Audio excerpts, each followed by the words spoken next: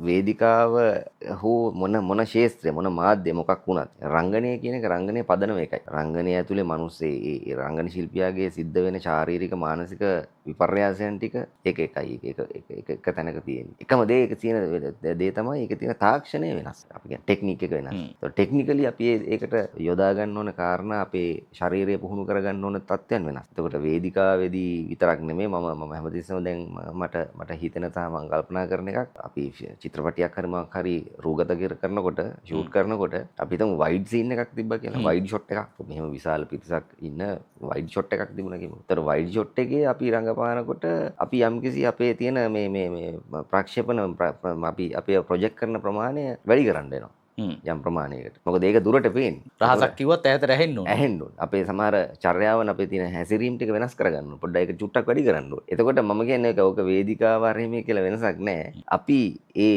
අපේ ප්‍රේක්ෂකයා කොතනදී ප්‍රේක්ෂකයා සහ අපි අතර තියෙන පරතරය මොකද්ද කියන එක මත තමයි අපේ මේ තාක්ෂණය වෙනස් වෙන්නේ. ඒතර රංගනයේ පදනම එකයි. අර එකම දේ තමයි වේදිකාව. නැත්තම් අපි සජීවී නිරූපණයක යෙදෙනකොට අපි කියන්නේ ලයිව් පර්ෆෝම් කරනකොට අපේ තියෙන දේ තමයි අපි සම්පූර්ණ මේ මුළු අවස්ථාවෙම මුළු එක චරිතයක යම්කිසි සම්පූර්ණ අවස්ථාවක් සම්පූර්ණයෙන්ම අපි යම් කාලපරාසයක් යම්කිසි ස්පේස් එකක අපි නැත්නම් අවකාශයක අපි ගත කරනවා. ඒ ගත කරනවා කියන කාරණේදී නළුවා සම්පූර්ණයෙන්ම තමන්ගේ මනසින් සහ ශරීරයෙන් සම්පූර්ණ අවස්ථාවට ප්‍රවේශ වෙනවා.